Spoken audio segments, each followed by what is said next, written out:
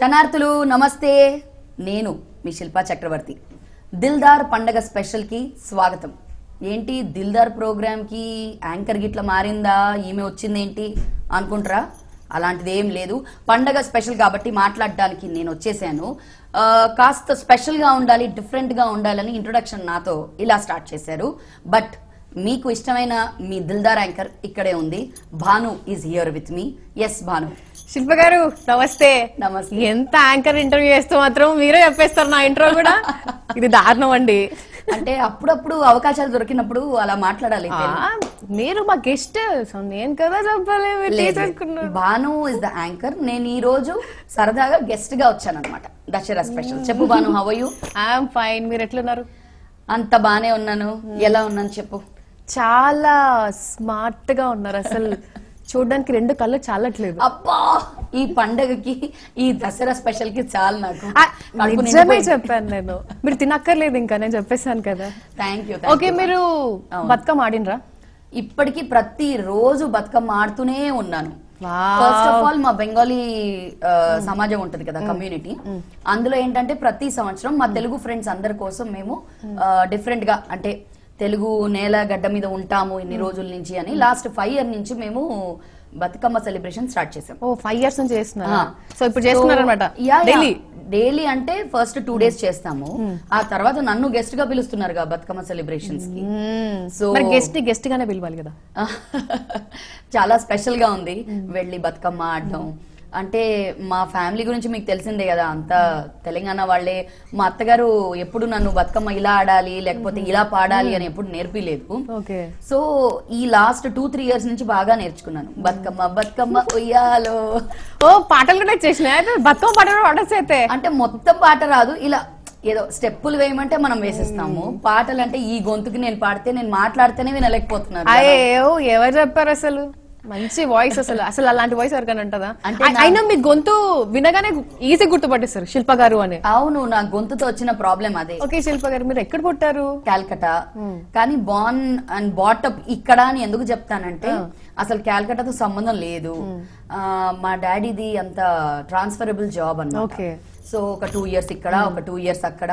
So పుట్టడం వరకే అక్కడ గానీ, బట్ అదర్వైజ్ ఎవ్రీథింగ్ మొత్తం అంతా కూడా తిరగడం అనమాట. 2 years చక్రధర్పూర్, లేకపోతే బీహార్. అప్పుడు మీకు ఇట్లా తిరుగుతున్నప్పుడు ఏమనిపిస్తుంది అంటే అక్కడ వాళ్ళని మిస్ అవుతున్నాను అని? ఇప్పుడు ఒక 2 years ఇక్కడ ఉంటాం, వాళ్ళు క్లోజ్ అవుతారు, మళ్ళీ 2 years ఇంకో దగ్గర పోతాం, వాళ్ళు క్లోజ్ అవుతారు, సో వీళ్ళని మిస్ అవుతున్నాం అన్న ఫీలింగ్ వస్తుంది. యాక్చువల్లీ అదే అంటారు, చిన్నప్పుడు ఏదైనా మనము చేంజెస్ ఏదైనా ఉంటే తొందరగా అడాప్ట్ చేసుకుంటామని చెప్తారు కదా. సో నేను చిన్నగా ఉండడం వల్ల నాకు అంత అనిపించలేదు. బికాస్ మా అన్నయ్య, మా మమ్మీ, మా డాడీయే ప్రపంచం కాబట్టి ఇంకా వాళ్ళతోనే తిరగడము. అండ్ ఇక్కడ 5th class నుంచి ఇంకా సెటిల్ అయిపోయాం ఇక్కడ. సెటిల్. నా స్కూలింగ్, నా కాలేజ్ అంతా. సో ఆ 3rd, 4th, 5th అదంతా అంటే అప్పుడు కొంచెం చిన్నగా ఉండే కాబట్టి పర్వాలేదు. ఎక్కడ పోయినా మనకు ఫ్రెండ్స్, మనం చిన్నప్పటి నుంచి బాగా మాట్లాడేస్తాం. కానీ మధ్యలో చాలా సైలెంట్ అయిపోయాను. Like from 8th, 9th class. ఏంటో చాలా సైలెంట్ అయిపోయాను. అసలు ఇంటర్మీడియట్ లో అయితే మా కాలేజ్ లో నువ్వు మాట్లాడతావా అని అడిగేవారు నన్ను. అలాంటిది నేను యాంకరింగ్ చేసేటప్పుడు then I started of inter 2nd year తర్వాత. మా ఫ్రెండ్స్ అందరూ వచ్చి, ఏంటి ఇక్కడ మాట్లాడడమే రాదు, అంత మ్యూట్ లో ఉంటావు, అక్కడెళ్ళి ఏంటి ఇలా మాట్లాడుతున్నావు, వాట్ ఇస్ దిస్ అంటే నీలో 2 shades ఉన్నాయి అనమాట అనేవారు. కానీ వాళ్ళకి తెలియదు చిన్నప్పటి నుంచి నేను మాట్లాడి మధ్యలో ఆపేసానని. మీరు పండుగ ఎలా సెలబ్రేట్ చేసుకుంటారు ఇంట్లో? దసరానా? దసరా మా ఇంట్లో కన్నా మా బెంగాలీ కమ్యూనిటీ వాళ్ళతో చాలా ఎక్కువగా ఇన్వాల్వ్ అయి ఉంటాను. అంటే బెంగాలీ కమ్యూనిటీ అంటే ఇక్కడ హైదరాబాద్ లో ఇక్కడ చాలా ఉన్నాయి. సో నేను టోటలీ ఇన్వాల్వ్ అనమాట. దసరా అనేది మాకు మొత్తం సంవత్సరంలో one of the most awaited and important festival. Okay, అంటే ఎలా చేస్తారు? దాండియా ఆడతారా? దాండియా ఆడతాము, బతుకమ్మ ఆడతాము, క్యాంప్ ఫైర్ ఆడతాము. మా బెంగాలీస్ లో పెద్ద పెద్ద ఢోల్ ఉంటుంది, ఢోల్ కొట్టడం, దాన్ని దునుచి డాన్స్ అంటారు. అంటే తెలుగులో ఎగ్జాక్ట్లీ ఏమనాలో నాకు తెలీదు. ఇలా పట్టుకుంటారు కదా, మనం దాంట్లో ఊదు వేస్తాం చూడండి, అది పట్టుకొని మేము డాన్స్ చేస్తాం. అండ్ అది నోట్లో పెట్టుకొని కూడా ఇలా 3 పెట్టుకొని తల మీద పెట్టుకొని బ్యాలెన్స్ చేసుకొని ఇలాంటి కాంటెస్ట్ కూడా పెడతాం. మీరు చేశారా ఎప్పుడైనా? చాలా సార్లు చేస్తూ ఉంటాం. మీరు క్లాసికల్ డాన్సర్ కదా బేసిక్ గా? Actually Kathak dance. Kathak dancer కదా, మరి అది ఎందుకు ఆపేశారు మీరు? అంటే నేను డాన్స్ చేస్తున్నప్పుడే నన్ను జెమినీ టీవీ వాళ్ళు స్పాట్ చేయడం జరిగింది. డాన్స్ చేస్తుంటే అమ్మాయి బాగుంది, సో నా పక్కన ఉన్న అమ్మాయిని కూడా బాగుంది అన్నారు. అమ్మాయికి పాపం తెలుగు రాదు, నాకు తెలుగు రాదు. నేను అదే చెప్పాను, నాకు తెలుగు రాదు అండి, వద్దు నేను రాలేను అని. సో ఆపేయలేదు నేను డాన్స్, అంటే అక్కడి నుంచి నన్ను పికప్ చేశారు. బట్ ఒక ఇన్సిడెంట్ ఏంటంటే, నేను క్లాసికల్ డాన్సర్ ని కాబట్టి వచ్చిన తర్వాత చాలా మంది ఎంకరేజ్ చేశారు ఇండస్ట్రీలో కూడా. మా కోసం ఒక 2 ఎక్స్ప్రెషన్స్ నువ్వు చెప్పు, ఎలాంటి ఎక్స్ప్రెషన్ ఇస్తా? ఆ కథక్లో. కథక్లోనా? నేను చూసి ఫస్ట్ సిగ్గుపడతాను. ఓకే,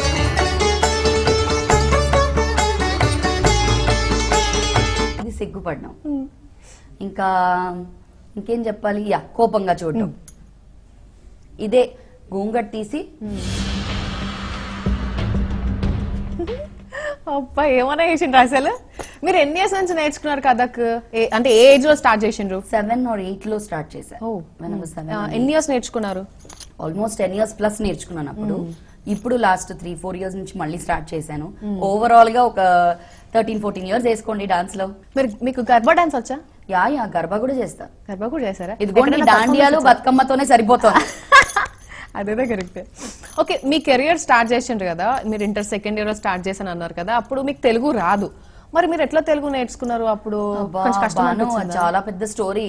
ఏం లేదు, నేను వెళ్ళను అంటే మమ్మీ ఫోర్స్ చేసి తీసుకెళ్ళింది. వాళ్ళు చెప్పడం, వాళ్ళు ఒక్కటే లైన్ చెప్పారు, అందరికి స్వాగతం, మేటి చిత్రాలు చూస్తున్న వాళ్ళందరికీ స్వాగతం, ఇప్పుడు మా జోగి బ్రదర్స్ మాట్లాడబోతున్నారు, అంతే చెప్పాలి.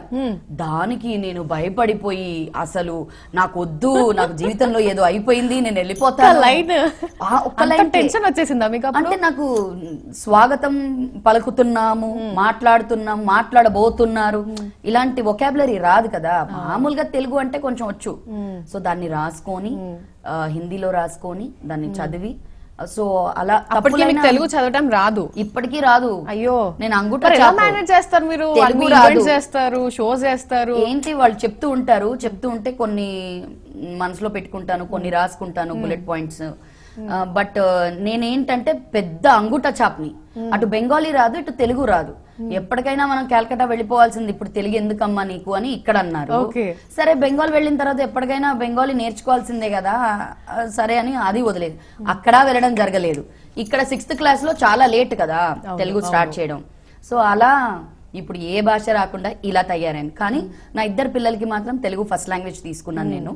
అండ్ వాళ్ళు చదువుతూ ఉంటే నేను వాళ్ళ దగ్గర నుంచి నేర్చుకోవడం, ర్యాపిడెక్స్ నుంచి నేర్చుకోవడం. ఇప్పుడు నేను న్యూస్ పేపర్స్ అవి చదువుతాను. అంటే మీలాగా అనర్గళంగా చదవలేను, బట్ చదువుతాను. ఓకే, మీరు ఇన్ని షోస్ చేశారు కదా, మీకు ఏ షో బాగా పేరు తెచ్చిపెట్టింది? డాన్స్ బేబీ డాన్స్ అండి. డాన్స్ బేబీ డాన్స్ అంటే అసలు అలీ గారితో చేశానప్పుడు డాన్స్ బేబీ డాన్స్. ఎంత అంటే ఇప్పటికీ కూడా funday awards dance baby dance అంటే శిల్ప అంటారు. ఇప్పటికీ మీరు డాన్స్ బేబీ డాన్స్ కదండి, మీరు ఫండే అవార్డ్స్ కదండి అంట. అంటే ఈ జనరేషన్ వాళ్ళు పెద్దగా చూడలేదు నన్ను. ఒక 10 years బ్యాక్ వాళ్ళు చిన్నప్పుడు చూస్తూనే ఉన్నాం. నేను కూడా అప్పుడు చిన్నగానే ఉన్నాను. లేదు, ఇప్పుడు మీకు 2 kids కదా, నేను అప్పుడు ఇంకా చిన్నగా ఉండే. నేను చిన్నగా అన్ని నాకు చిన్న వయసులోనే స్టార్ట్ అయిపోయింది. కెరియర్ చిన్న వయసులోనే స్టార్ట్ చేశాను. 22కి పెళ్లి చేసుకున్నాను. అప్పుడు 22 ఎవరు చేసుకుంటారు పెళ్లి? సో 22 కంప్లీట్ అయింది. 23. ఓకే, మీ పెళ్లి ఎలా జరిగింది అసలు? పెళ్ళా? అది కావాలి మాకు ఇప్పుడు. అబ్బా, చాలా సార్లు చెప్పా. మళ్ళీ మాకు కూడా చెప్పండి. అందరికి తెలుసు కానీ అందరికి తెలియని చెప్పండి మాకు. ఇది డెక్కన్ క్రానికల్ లో టీవీ గైడ్ అని ఒక పుస్తకం వచ్చేది. సో దాంట్లో ఈయన, మా హస్బెండ్ పేరు కళ్యాణ్, ఓకే, దాంట్లో ఆయన కాలం రాసేవారు అనమాట. టీవీ సెలబ్రిటీస్ గురించి, వాళ్ళు ఏ ప్రోగ్రామ్ చేస్తున్నారు, ఏ సీరియల్ వస్తుంది, ఇవన్నీ రాసేవారు అనమాట. సో ఇలాగే ఇప్పుడు ఎలాగైతే నేను ఆఫీస్ మీతో ఇంటర్వ్యూకి వచ్చానో అలాగే ఆయన దగ్గర ఆయన పిలిచారు. ఏంటి నా ఆఫీస్కి పిలుస్తున్నారు ఇంటర్వ్యూకి, నేను ఎప్పుడు ఎక్కడికి వెళ్ళనండి, మరి మీరు ఇంటికి వస్తారంటే రండి, లేకపోతే ఫోన్లో, అప్పుడు ఫోన్లో మాట్లాడడం అంటే ఇన్కమింగ్ అవుట్ గోయింగ్ లో అయిపోద్ది 1000 రూపాయలు. అవును. సో లేదు మీరు కొంచెం మీ షూటింగ్ పక్కనే చేస్తున్నారు కదా, షూట్ అయిపోయాక కొంచెం పక్కనే వస్తే నేను కూడా ఉంటానండి, మాట్లాడి రాసుకుందాము అని చెప్పి. సో అలా వెళ్ళడం, కలవడం, ఆయన ఇంటర్వ్యూ తీసుకోవడం. సో ఇంకా ఒక వెళ్ళిన ఫస్ట్ డేనే ఏంటి పార్టీకి వెళ్దాం పదా అన్నారు. First day. అప్పుడు ఆ ఫీలింగ్ ఏమనిపించింది మీకు? ఏంటి రాగానే పార్టీకి అంటే నేను బ్లాంక్, నాతో పాటు మమ్మీ ఉన్నారు, బ్లాంక్ అయిపోయాను నేను. So let's go to a party అంటే ఎలా కనిపిస్తున్నాను నేను మీకు అన్నా. అదేంటి పార్టీకి అడిగితే తప్ప? లేదు, నేను చాలా కన్జర్వేటివ్ ఫ్యామిలీ నుంచి వస్తున్నాను.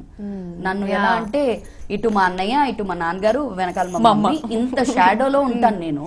అలాంటిది హౌ కెన్ యూ ఆస్క్ అంటే అడిగితే తప్పేమైంది? తప్పేంటి అంటే అడిగితే మేము బ్యాడ్ అని లెక్కన? అడిగితే బ్యాడ్ అని ఎవరు చెప్పారు మీకు? నేను వెళ్తున్నాను, మీరు వస్తే రండి అని అడిగాను, అది కూడా తప్పేనా? అంటే ఇలా ఎవరైనా అబ్బాయి అమ్మాయిని అడిగితే వాళ్ళు బ్యాడ్ అని మీరు డిసైడ్ అయిపోతారా? మీ టీవీ వాళ్ళందరూ ఇంతేనండి, ఏదో మేము అడిగినందుకు మా క్యారెక్టర్ లేదా అది ఇది అని అన్నారు. చూడండి, నేనైతే ఎప్పుడు ఇలా తిరగలేదండి, ఎప్పుడు నేను నైట్ బయటికి రాలేదు, మా పేరెంట్స్ పంపిరు. అందులోనూ మీరు ఎవరో నాకు తెలియదు, ఫస్ట్ డే ఎలా వస్తాను అనుకుంటున్నారు అని అనుకోని ఇంకా ఈయన మొహం ఎప్పుడు నేను చూడకూడదు లైఫ్ లో, ఇలా అడిగాడు కాబట్టి. అంటే వచ్చిన మొదటి నుంచి నన్ను ఎవ్వరు ఇలాగా అడగలేదు. అంటే ప్రతి లవ్ స్టోరీ ఫైటింగ్ తోనే స్టార్ట్ అవుతుంది అంటారు కదా, మీరు అలాగే స్టార్ట్ అయింది. యా, ఈ ఫైట్ అయితే అయింది, నాకు నచ్చలేదు. సో తర్వాత అసలు ఎలా కనెక్ట్ అయ్యారు? మరి కనెక్ట్ అయ్యారంటే నేను మళ్ళీ చెన్నై వెళ్ళాను ఒక సీరియల్ కి, కంటే కూతురునే కనాలి అని బాలాజీ టెలిఫిల్మ్స్ వాళ్ళది. చాలా నాకు పెద్ద బ్రేక్ అది. కొమాలికా క్యారెక్టర్, విలన్ అనమాట నేను, vamp in the serial. So 3 years అక్కడే ఉన్నాను. ఈయన ఆన్ అండ్ ఆఫ్ గా అప్పుడప్పుడు ఏదైనా కొత్త ప్రోగ్రామ్స్ గురించి ఏమైనా మాట్లాడుతూ, అంటే మీరు కొత్తగా ఏదో చేస్తున్నారు కదండి దాని గురించి చెప్పండి అని ఆయన ఫోన్ చేసేవారు.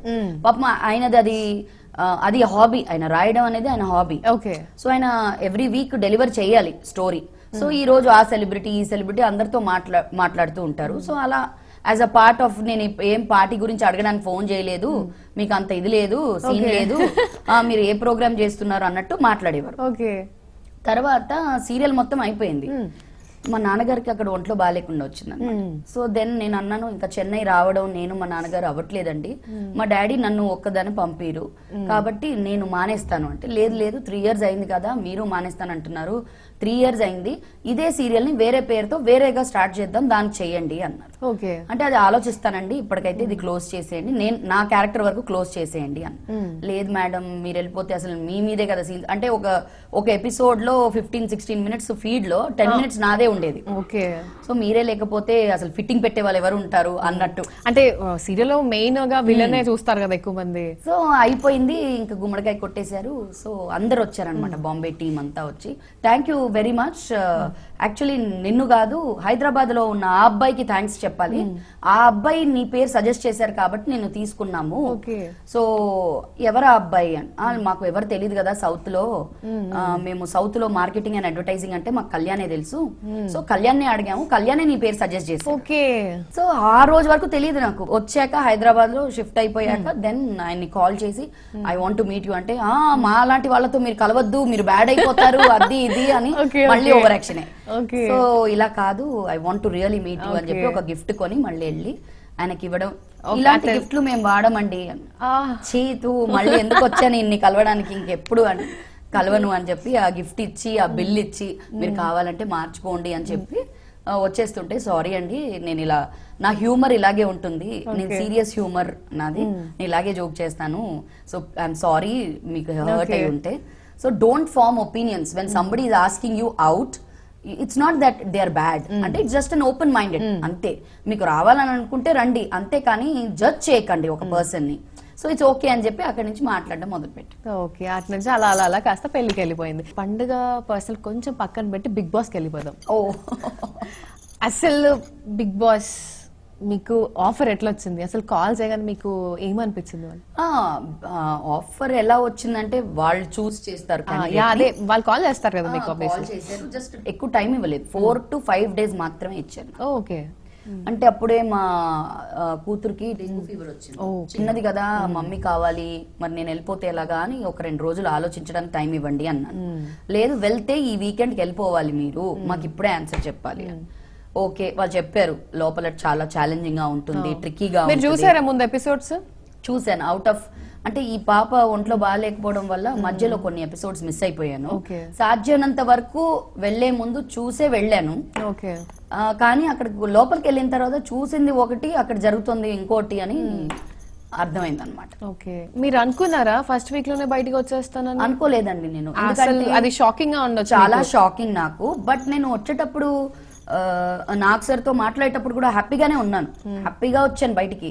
ఎక్కడో ఏదో తేడా కొడుతుంది, ఎందుకు ఇలా చేశారు, అసలు జనాలు ఎంత కూడా ఏంటి అంటే ఇప్పుడు వైల్డ్ కార్డ్ ఎంట్రీ ఇచ్చిన మీరు తమన్నా గారు కూడా ఎలిమినేట్ అయిపోయారు తొందరగా 1 వీక్ అంటే వాళ్ళు సరిగా ఉన్నాను నేను. ఓకే, అంటే అదే వాళ్ళు సరిగా చూడట్లేదా మిమ్మల్ని, లేకపోతే ఫస్ట్ వాళ్ళకి అడిక్ట్ అయిపోయారు అనుకున్నారా? అంటే రీజన్ ఏంటో నాకు తెలీదు. బయటికి వచ్చాక నేను ఎపిసోడ్స్ చూసాక కొంచెం బాధపడ్డా.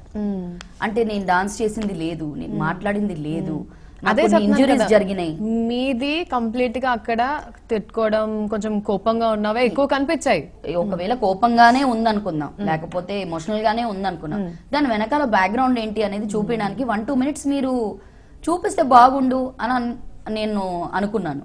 సో వరుణ్ వచ్చి మీరు టాస్క్ ఎంత బాగా చేశారంటే వచ్చిన రోజే ఇంత బాగా చేశారు, మీ గోర్ ఇలా ఉన్నా గానీ దాని మీదే తంతున్నారు. అంటే కావాలని కాదు, ఇట్స్ అ టాస్క్. ఇప్పుడు మీకు ఇక్కడ తగిలింది, నేను టాస్క్ లో మిమ్మల్ని తొయ్యాలి, సో ఇక్కడ తగిలితే ఇట్స్ నాట్ దేర్ మిస్టేక్.